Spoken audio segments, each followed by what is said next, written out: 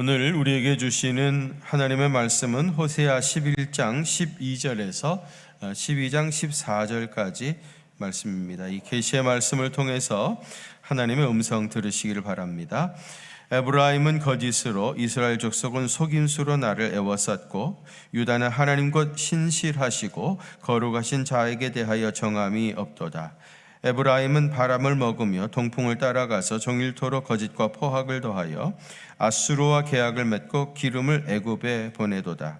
여호와께서 유다와 논쟁하시고 야곱을 그 행실대로 벌하시며 그의 행위대로 그에게 보응하시리라.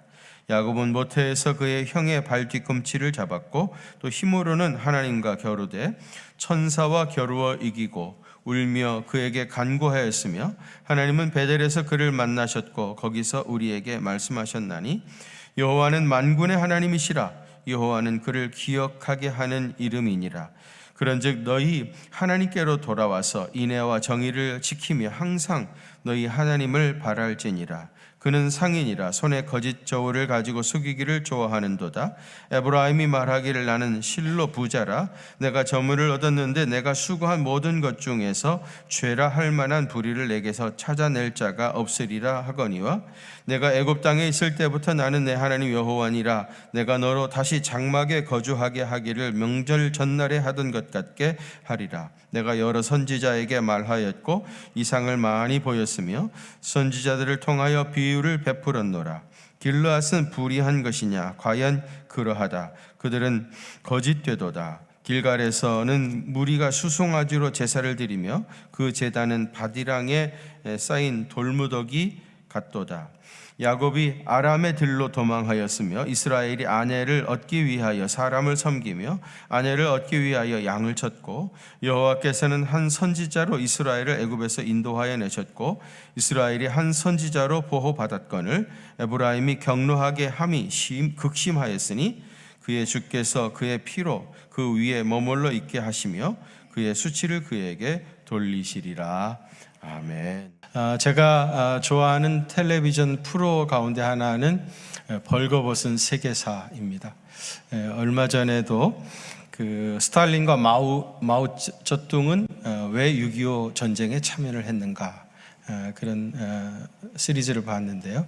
그걸 보면서 그때 당시 이제 국제적인 상황들, 또 한국에서 전쟁이 일어나게 되어진 배경들, 또 저는 신앙인이니까 그 가운데 역사하신 우리 주님의 은혜의 손길들, 이런 것들을 느낄 수 있었던, 또 배울 수 있었던, 또 많이 이해가 되어지는 아주 좋은 프로였습니다. 제가 안신년 기간 동안에 시간이 많으니까 넷플릭스에 올라와 있는 더 크라운이라고 하는 시리즈를 봤습니다. 영국 엘리자베스 여왕 이야기인데요. 영국 왕실에 있었던 일들을 쭉 역사적으로 기록을 한 시리즈인데요. 에피소드가 60개나 되어집니다. 한 에피소드가 한 1시간 정도 분량이니까요. 60개면 60시간입니다. 제가 그 시리즈 전체를 다 봤다면 믿어지십니까? 제가 그 많은 분량의 시리즈를 다 본 건 이게 더 크라운이 유일한 것 같습니다. 제가 이렇게 방대한 그 분량의 전체 시리즈를 보게 되어진 이유는 그 엘리자베스 여왕이 너무 애처롭게 느껴졌었습니다. 또 공감되어지는 부분도 참 많았고요. 여러분 아시다시피 원래 엘리자베스는 그 왕이 될 서열이 아니었습니다. 서열 1위는 그의 큰아버지였던 에드워드가 서열 1위로 왕을 이제 할아버지에 대해서 이어받아야 했었는데, 이 에드워드가 사랑하는 여자가 있었습니다. 프랑스의 윌리스 심프슨이라고 하는 사람인데요. 당시 이제 그 영국 왕실에서는 이혼한 경험 있는 사람, 게다가 그 전 남편이 살아있는 사람하고는 영국 왕은 결혼하지 못한다. 그게 아주 철저하게 지켜졌습니다. 그래서 이제 에드워드가 영국의 국왕이 될 것이냐 아니면 자기가 사랑하는 심프슨을 선택할 것이냐 고민하다가 결국은 자기 사랑을 선택하죠. 그래서 이제 왕이 될 자격을 상실하게 되어져요. 그래서 이제 작은 아들이었던 그 엘리자베스 여왕의 아버지 조지 6세가 왕이 되어집니다. 근데 이제 조지 6세는 오래 살질 못했어요. 조지 6세에게 두 딸이 있었는데 이제 큰 딸이 엘리자베스 여왕이었고 작은 딸이 마가렛이었는데 아버지가 갑자기 죽으니까 26살의 아주 어린 나이에 영국의 여왕이 되어집니다. 그때가 1952년 왕이 되어가지고 70년간 영국 왕위를 지키게 되어지죠. 영국 역사상 제일 오랜 기간 동안에 이제 왕위에 있었던 사람인데, 실제로 이제 왕의 대관식을 할 때 그 왕관을 씌워주잖아요. 이 왕관이 뭐 금으로 되어 있고 보석들로 장식되어 있어가지고 이게 몇 킬로 나갑니다. 그래서 그 시리즈 제목이 더 크라운인데, 왕관의 무게가 실제로 무겁기도 하지만 그것이 얼마나 엘리자베스를 무겁게 했는가, 짓눌렀는가 하는 것들을 보여주는 그런 작품이었습니다. 한 번은 그 자기 큰아버지 에드워드한테 엘리자베스가 정색하면서 나한테 사과를 하시라고 그렇게 욕을 합니다. 에드워드가 내가 너한테 사과할 건 없는 것 같은데 뭐 때문에 내가 너한테 사과를 해야 되느냐. 그러니까 사실 나는 한 여자로 태어나서 아이들을 낳고 보통 사람으로 아이 낳으면서 그런 소소한 기쁨을 누리며 살고 싶었는데 큰아버지가 자기 사랑을 선택함으로 결국은 이래저래 해서 내가 왕이 돼서 이 무거운 왕관에 짐을 지고 왕의 무게를 지고 살아가고 있다. 그러니까 나한테 사과하시라고. 이 엘리자베스 여왕은 굉장한 부담을 가지고 살아갔어요. 여러분 잘 아시지만은 그의 남편이었던 그 필립 계속해서 이제 바람을 피고 그러고요. 또 자기 아들이었던 찰스, 이 찰스가 이제 나중에 그 다이애나하고 이제 결혼을 하게 되어지는데 이들 가정이 영 문제가 많았어요. 왜냐하면 찰스가 다이애나하고 결혼하고도 한 번도 다이애나에게 마음을 주지 않냐고 또 사랑하는 다른 여자가 있었잖아요. 계속해서 전화하고 만나고 상의하고 모든 거를. 그래서 이제 아들 부부가 너무 문제가 많았고요. 그러다 보니까 이제 다이애나가 그걸 참지 못해가지고 또 일탈하게 되어지고, 또 이제 그 엘리자베스 여왕의 여동생 마가렛이 있는데 이 마가렛도 또 그 방탕하게 살아가고요. 자기 이제 왕족들, 자기 피부치들이잖아요. 아주 가까운 자기 가족들이 그 주변에서 전혀 도움이 되지 못하고 여러 가지로 그 어렵게 하고, 그래서 이제 곤욕을 당하게 되어지고, 이러지도 저러지도 못하는 그런 그 여왕으로서의 시간들을 보내게 되어져요. 저한테 제일 감동이 되어지고 마음이 짠했던 부분은 항상 이분이 이제 밤에 잘 때 자기 침대에서 무릎을 꿇고 하나님 앞에 기도를 해요. 그러면서 그 모든 무거운 짐들을 감당하면서 70년이라고 하는 시간을 여왕으로서 이제 재직하게 되어지는데, 60시간짜리를 제가 3분 만에 이렇게 요약을 아주 잘해줬죠. 한번 여러분 시간이 무한히 많으신 분들은 한번 보시길 바랍니다. 보시면은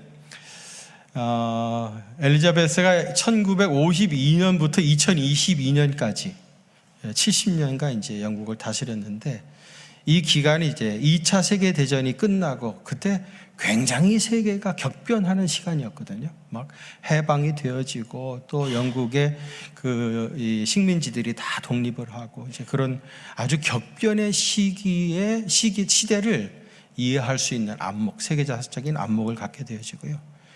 그리고 많은 것을 보고 느끼고 공감할 수 있는 그런 기회가 되리라고 생각합니다. 요즘 젊은 분들은 역사 공부를 잘 안 하려고 그래요. 왜냐하면 옛날 이야기라고, 옛날 고리타분한 이야기 하지 말라, 역사 공부를 잘 안 하려고 하는데요. 그래서 유관순 누나 그러면은 옆집 누나인 줄 알고 말이죠.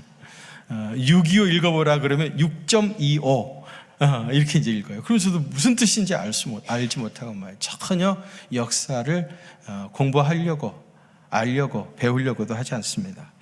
근데 여러분, 역사를 알아야 오늘 우리 시대를 정확하게 이해할 수 있어요. 제대로 이해할 수가 있어요. 제가 어렸을 때는 말입니다, 짜장면 말입니다. 짜장면. 중학교 졸업할 때 졸업식 끝나고 아버지가 중국집에 데려가가지고 짜장면 한 그릇 사주시면 괜찮았습니다. 졸업하는 날 뭘 잘해가지고 상이라도 받으면 아버지가 기분 좋아가지고 거기다가 탕수육 하나, 만두 하나 더 추가시켜주면 아주 굉장히 선심 쓰는 날이었죠. 짜장면이 진짜 그런 아주 호사스러운 음식이었습니다. 제가 어렸을 때만 해도 말이죠. 이거를 우리 아이들이 상상이나 하겠습니까? 역사를 공부하지 않고 모르니까 처음부터 우리는 먹을 것이 많았는 줄 알았고 처음부터 우리는 부자였는 줄 아는 겁니다. 역사 공부를 제대로 해야 어떤 과정을 거쳐서 여기까지 왔고 내가 지금 어디에 있는가 하는 것들을 파악할 수 있게 되어집니다. 어떻게 보면 우리가 성경 공부를 하는 것도 역사 공부죠. 연대로 말하자고 하면은 성경은 창세 이야기, 이건 선사시대 이야기죠. 연대를 추정할 수도 없는 선사시대 이야기로부터 시작해가지고 주후 약 100년까지의 역사 이야기죠. 단순히 이스라엘 민족의 역사뿐만 아니라 고대 수메르 문명, 그리고 아수르 제국, 바빌로니아 제국, 이집트 문명, 헬레니즘, 그 다음에 로마 시대 걸쳐가지고 세계사적인 흐름 속에서 성경을 이해하고 또 공부해야 합니다. 물론 성경은 단순히 인문학적인 책이 아니라 예수 그리스도를 통한 구원의 역사를 기록한 책입니다. 여러분 잘 아시죠? 그 여호수아가 이스라엘 백성들을 데리고 요단강을 건너가잖아요. 마른 땅처럼. 그때 이스라엘 지파장들에게 요단강 저 깊은 강 속에서 돌을 하나씩 다 지파별로 가져와라. 이걸 가져다가 어디다 두죠? 요단강 건너서 길갈에다가 두게 되어집니다. 왜 그런 일을 했느냐? 먼 훗날 이스라엘 후손들이 하나님께서 우리를 구원하시고 이렇게 놀라운 역사를 이루셔서 요단강물이 갈라지게 하셨다고 하는 것을 기념하기 위해서, 기억하게 하기 위해서 길갈에다가 기념비를 세우게 되어집니다. 여호수아는 역사 공부를 제대로 시켰던 사람입니다. 오늘 우리 본문의 호세아도요, 옛날 족장시대 인물이었던 야곱의 이야기를 통해서 당시 이스라엘 백성들이 새카맣게 잊고 있었던 그들의 죄악을 깨닫게 했습니다. 제가 전에 호세아서에는 호세아의 9편의 설교가 있다, 그런 말씀을 드렸는데 호세아 11장 1절에서부터 12장 14절까지는 9편의 설교 중에서 그 7번째 설교입니다. 특별히 오늘 우리 본문 그 호세아 11장 12절에서 12장 14절까지는 7번째 설교의 마지막 후반부 결론 부분인데요. 호세아 11장 12절, 오늘 우리가 가지고 있는 성경이 12절로 되어 있는데요. 이게 마소라 히브리어 텍스트에 보면 이게 12장 1절로 되어 있습니다. 그래서 제가 이제 오늘 본문을 11장 12절에서부터 12장 14절까지로 정하게 되었는데요. 11장 12절 말씀 한번 같이 봉독하실까요? 11장 12절입니다. 시작. 에브라임은 거짓으로, 이스라엘 족속은 속임수로 나를 에워쌌고, 유다는 하나님 곧 신실하시고 거룩하신 자에게 대하여 정함이 없도다. 아멘. 본문은 이제 본문의 서론이라고 할 수 있는 부분인데요. 여기서 지적한 이스라엘 죄가 뭐예요? 이스라엘의 거짓, 속임수, 그리고 신실하신 하나님에 대한 정함이 없다는 거예요. 정함이 없다는 뜻은 뭐예요? 한번 하나님 믿고 살겠다고 했으면 끝까지 하나님 섬기고 주님만 의지하고 그리고 나갔어야 되는데, 정함이 없다는 말은 뭡니까? 이랬다 저랬다 하는 거죠. 하나님 믿고 하나님 의지하고 사는 거 갔다가 어느 순간에 보면은 또 엉뚱한 거 의지하고 있고 딴짓하고 있고 말이죠. 꼭 누구처럼 말입니다. 정함이, 마음이 자꾸 왔다 갔다 하는 거예요.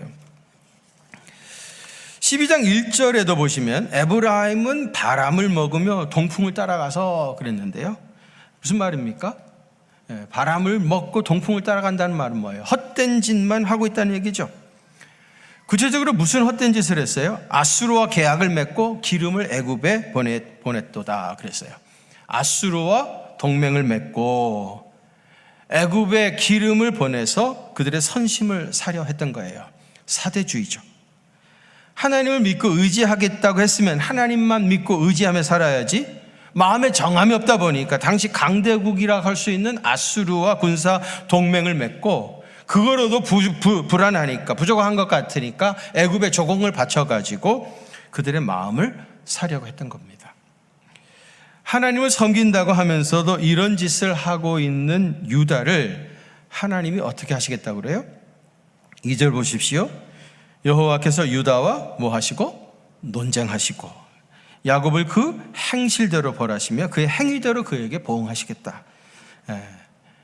유다가 했던 그대로 하나님께서 보응하시겠다, 심판하시겠다, 그런 뜻 아니겠습니까? 그러면서 3절 이하에서는 본격적으로 이스라엘 사람이라면 누구나 다 잘 알고 있는 옛날 야곱의 역사 이야기를 통해서 이스라엘의 죄를 깨닫게 하시고 고발하고 있습니다. 야곱이 지은 죄는 크게 얘기하면 세 가지입니다. 그 첫째는 자기 뜻을 끝까지 고집하는 것. 두 번째는 속임으로 더러운 재물을 모으는 것. 세 번째는 인간적인 욕망을 위해서 일하는 것. 이게 야곱의 죄입니다. 그 첫째는 자기 뜻을 끝까지 고집하는 거예요. 3절과 4절 말씀 한번 같이 봉독하겠습니다. 시작. 야곱은 모태에서 그의 형의 발 뒤꿈치를 잡았고 또 힘으로는 하나님과 겨루되 천사와 겨루어 이기고 울며 그에게 간구하였으며 하나님은 베델에서 그를 만나셨고 거기에서 우리에게 말씀하셨나니. 아멘. 여기 그의 형 발 뒤꿈치를 잡았다, 이 말은 뭐예요? 그래서 그의 이름이 야곱이 된 거죠. 야곱의 태상적인 시기심입니다. 질투하는 마음. 야곱은 그런 사람이었어요. 그 다음에 힘으로는 하나님과 겨루어 이겼다. 이건 뭐죠? 야복강에서 있었던 이야기죠. 야곱이 야복강에서 밤새도록 나에게 복을 달라 천사와 씨름하며 이겼던 그 역사적인 사건이 말입니다. 이게 잘한 일입니까? 잘못한 짓입니까? 그날 야곱의 이름이 이스라엘로 바뀌었는데 그 뜻이 뭐죠? 하나님과 겨루어 이겼다. 하나님과 겨루어 이겼다고 하는 이스라엘, 그 이름이 좋은 이름입니까? 나쁜 이름입니까? 사람이 하나님과 겨루는 것도 잘못이고요, 더더욱이 이기는 건 더 잘못이죠. 하나님 앞에 무릎을 꿇고 항복하는 것이 믿음이고요, 그것이 예배이고요, 그게 신앙인의 기본적인 자세 아니겠습니까? 기어이 하나님의 뜻을 꺾고 자기 고집을 피워야 속이 시원하겠습니까? 그것이 좋은 일이겠습니까? 야곱은 베델에서 하나님을 만난 경험도 했던 사람입니다. 거기서 자기와 함께 하시는 하나님을 만났습니다. 그럼에도 야곱의 생애는 너무나도 험악한 삶을 살았어요. 나중에 애굽에 내려가가지고 바로 왕을 만났습니다. 바로가 야곱에게 당신 나이가 몇이냐고 물어요. 내 생각에는 너무 늙어가지고 흉측하게 생겼던 것 같아요. 고생을 많이 해가지고 착 보자마자 당신 나이가 몇이냐고 물어요. 그랬더니 대답하기를 내 나그네 세월이 130년이니이다. 내 나이가 얼마 못 되니 우리 조상 나그네의 연주에 미치지 못하나 험악한 세월을 보냈다. 130년이나 나그네로서 험악한 삶을 살았다는 거예요. 왜요? 그는 타고난 본성이라 할 수 있는 이 시기심과 그리고 하나님과 겨루어 이기려고 고집을 피웠기 때문입니다. 여러분은 지금 하나님을 설득하려고 하는 사람입니까? 아니면 하나님의 뜻을 따르려고 이곳에 나오셨습니까? 여러분이 지금 애절하게 기도하는 것이 무엇입니까? 천사와 씨름하는 기도입니까? 아니면 아버지의 뜻이 하늘에서 이룬 것 같이 땅에서도 이루어지기를 구하는 기도입니까? 어떤 분이요, 제 눈을 이렇게 보더니 목사님 고집이 좀 있게 생겼다는 거예요. 이분 관상적인지 눈을 보면 고집이 있는지 없는지 아는지 고집이 좀 있게 생겼다 그래요. 그러면서 미안했던지 그래도 남자가 고집도 있어야죠, 그러더라고요. 여러분은 어떻게 생각하십니까? 제 아내는 저한테 그래요. 다 양보하는 것 같은데 결국은 자기 고집대로 다 한다는 거예요. 제가 고집 있는 사람이 맞습니다. 태생적으로 고집 있는 사람이 맞아요. 근데 저는 목회를 하는 가운데 그것이 나의 치명적인 약점이 될 수 있다 하는 것을 늘 알고 조심합니다. 그래서 무슨 일을 하다가 반대하는 사람이 나오잖아요. 그러면은 하나님께서 저 사람을 통해서 내 뜻을 꺾으시려고 그러는구나, 그렇게 생각하고 바로 꼬리를 내려요. 바로. 그러면 그 광경을 옆에서 지켜보시던 분들이 목사님이 사람에게 휘둘린다, 그렇게 실망을 하셔요. 근데 저는 태어나기를 고집이 많은 사람이기 때문에 내가 늘 실수할 수 있다고 하는 것을 삼가 조심하고 있습니다. 근데 여러분, 야곱이 천사와 씨름했던 거 이거 잘한 짓입니까? 옛날 싸구려 부흥사들은요, 하나님이 복 주지 않으시면은 내가 여기서 죽겠다고 고집하면서 야곱이 약복나루에서 기도했던 것처럼 그렇게 기도하라고 했습니다. 금식 기도 왜 했습니까? 기도 들어주지 않으시면 굶어 죽겠다는 거 아닙니까? 내 기도 들어주지 않으면 나 굶어 죽을 테니까 알아서 하시라고 그러면서 금식 기도하는 거 아니에요? 여러분, 자녀들 키우면서 제일 난감한 때가 언제입니까? 자기 말대로 안 해준다고 애가 밥도 안 먹는 거예요. 나 죽겠다는 거예요. 굶어 죽겠다고 그래요. 그럼 어떡합니까? 가만히 놔두면 굶어 죽게 생겼으니까 할 수 없이 엄마가 져준 거죠. 져주고 그 하자는 대로 한 거예요. 그러니까 좋다고 또 밥 먹고 말이죠. 언제 그랬냐는데 웃고. 그때 사실은 굶어 죽더라도 고집을 꺾었어야 돼요. 그때 고집을 못 꺾어가지고 애들을 망친 겁니다, 여러분. 여러분, 제발 금식 기도 하지 마세요. 금식 기도. 본래 금식하고 기도는 다른 덕목입니다. 유대인의 3대 의무가 있었다고 그랬죠. 첫째가 뭐죠? 구제. 두 번째가 금식. 세 번째가 기도입니다. 다 잊어버리셨나요? 그렇게 얘기를 많이 했는데. 우리는 고추를 고추장에 찍어 먹는 사람들이죠. 야, 대단해요. 고추도 매운데 그걸 고추장에 찍어 먹어야 되니. 그래서 그런지 금식하면서 기도도 같이 하는 거예요. 그러지 않으면 직성이 안 풀리나 봐. 내 기도 들어주지 않으시면 나 죽어버리겠다고. 그리고 작정하고 달려듭니다. 하나님 앞에 단식 농성하는 겁니다. 그러니 하나님이 할 수 없이 져주는 거죠. 그래서 그 기도 들어주는 거예요. 그러면 또 금식 기도 하니까 응답 빨리 받았다고. 역시 금식 기도가 제일 응답이 빠르다고. 그리고 간증하고 다니는 거예요. 여러분, 이게 우리 기독교 신앙이 맞는 겁니까? 금식은 도대체 왜 합니까? 자기 본성을 죽이기 위해서 하는 거예요. 내 본성이 자꾸 살아나니까. 이게 살아나니까. 가만히 놔두면 자꾸 꿈틀꿈틀 살아나가지고 이게 문제가 되니까 내 본성 죽이려고 금식하는 겁니다. 내 욕망 내려놓기 위해서 금식하는 거예요. 자기 고집 꺾기 위해서 하는 것이고요. 육체의 종로로 다른 것에서 벗어나기 위해서 금식하는 거예요. 자기를 부인하고 내려놓게 하는 금식은 너무너무 귀한 것이지요. 그럼 기도는 뭡니까? 하나님의 뜻으로 내 가슴을 채우는 겁니다. 그 뜻이 이루어지기를 간구하는 것이 우리 기도 아니겠습니까? 야곱이 자기 뜻을 끝까지 고집했기 때문에 결국 그는 험악한 나그네의 삶을 살게 되었고요. 이것이 야곱의 이야기가 우리에게 가르쳐주는 첫 번째 역사적인 교훈입니다. 고집 피우지 마세요. 두 번째로는요, 속임수로 더러운 재물을 모으는 거예요. 7절 말씀 한번 같이 봉독하시죠. 7절 시작. 그는 상인이라 손에 거짓 저울을 가지고 속이기를 좋아하는도다. 아멘. 이스라엘은 본래 상인이 아니었죠. 유목민이었습니다. 양을 치며 살았던 백성이에요. 야곱도 양치는 목동 출신이었죠. 우리 민족은 본래 농경 문화권 속에서 살아왔던 농사꾼이었습니다. 농사를 짓는 분들이 뭐라고 그래요? 땅은 거짓말하지 않는다. 무슨 뜻입니까? 자기가 수고한 대로 열매를 맺는다는 거예요. 땀 흘릴 만큼 열매를 맺는다는 거예요. 유목민들이 양을 치는 것도 마찬가지예요.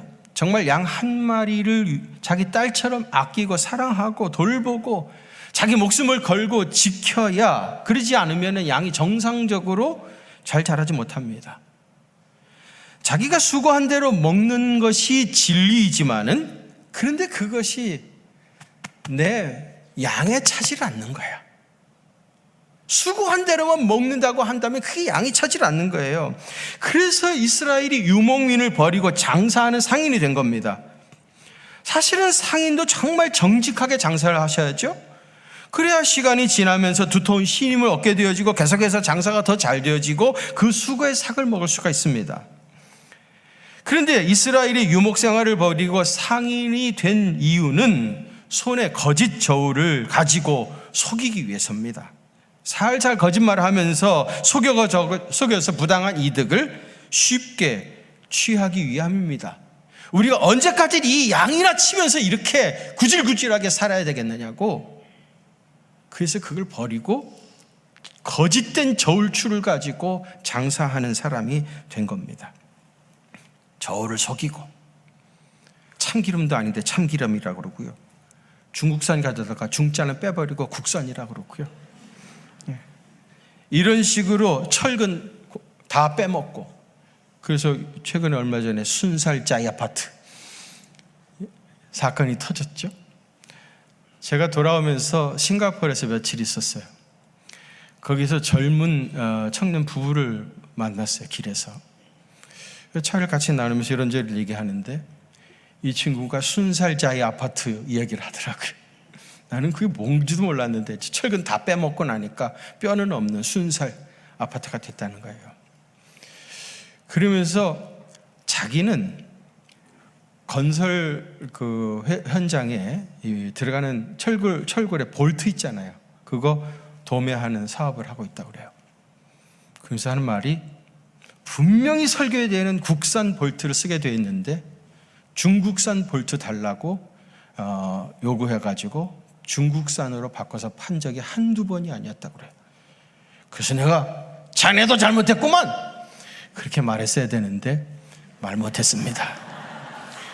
지금 생각해 보니까 그때 꼭 했었어야 되는데, 국산 아니면 못 팝니다 그랬어야 되는데 중국산 버젓이 같이 죄를 진 거죠. 여러분 본문을 보세요. 분명히 손에 거짓 저울을 가지고 속여서 더러운 이득을 취했는데 이 사람이 뭐라고 그래요? 8절 보십시다. 시작. 에브라임이 말하기를 나는 실로 부자라. 내가 재물을 얻었는데 내가 수고한 모든 것 중에서 죄라 할 만한 불의를 내게서 찾아낼 자 없으리라 하거니와. 거기 보면 내가 수고한 것 중에 죄라 할 만한 불의한 게 나는 없다는 거예요. 다 속이고 거짓말로 순살자의 아파트 지어놓고 나는 철근 빼먹은 적 없다는 겁니다. 나에게 불의한 게 없다는 거예요. 부당한 이익을 취한 적이 없다고 발뺌하는 겁니다. 역사는 돌고 돈다고 하더니 정말 옛날 족상시대 야곱의 때나 주전 9세기 호세아 시대나 주후 21세기 오늘 우리 시대나 달라진 것은 하나도 없습니다.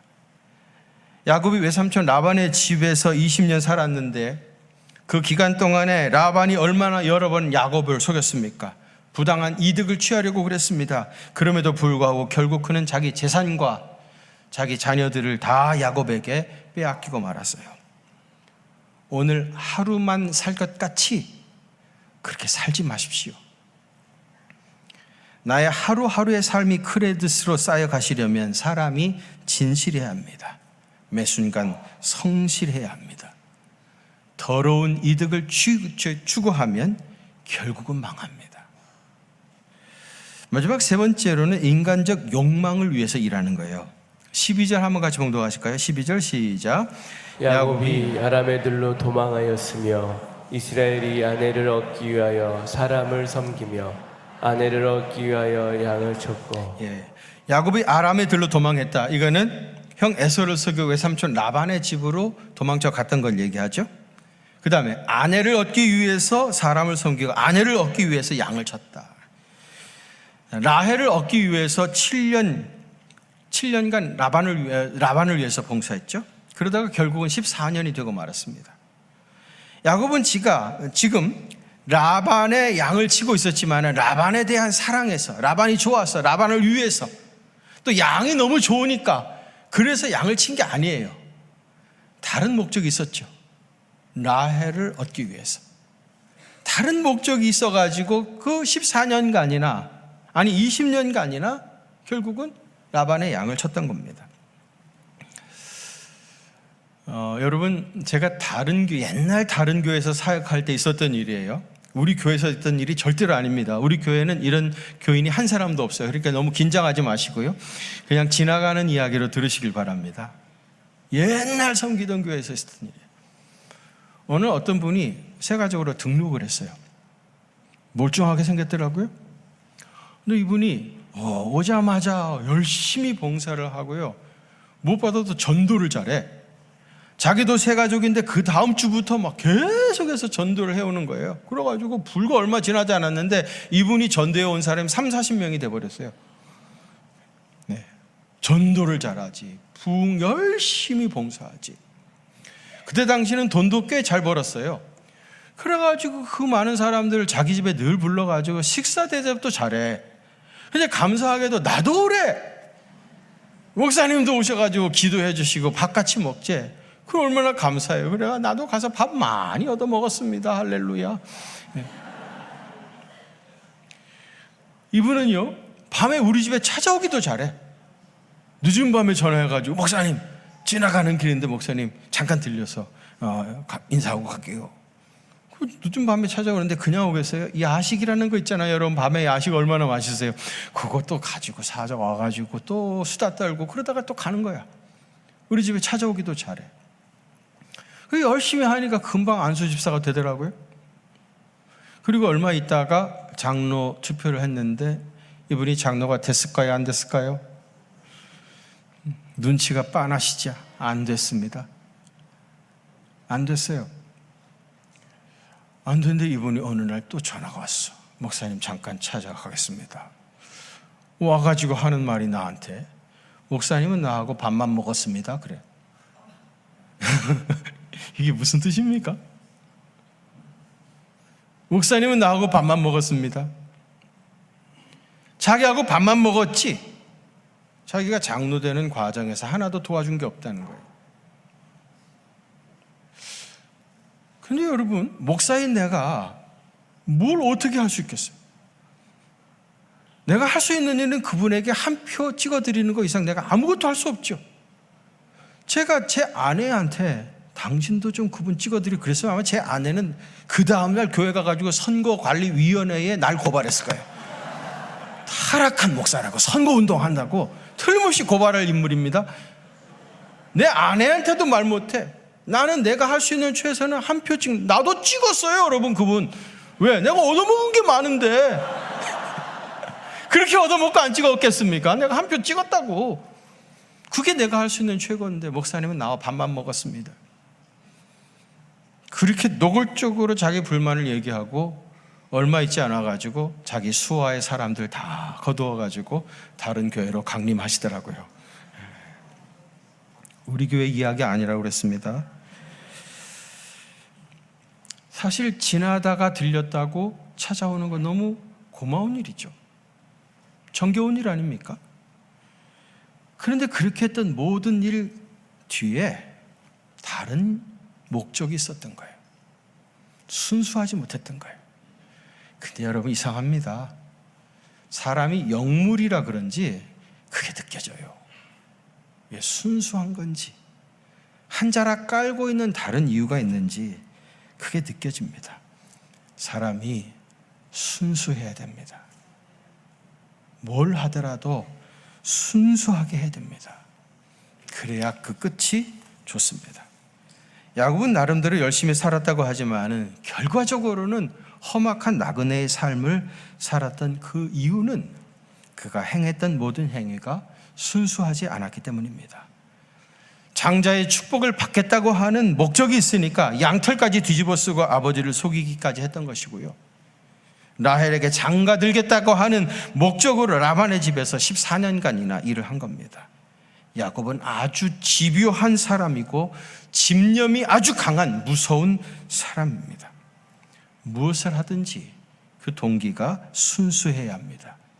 그래야 감동도 있고 결국은 선한 열매를 맺을 수 있습니다.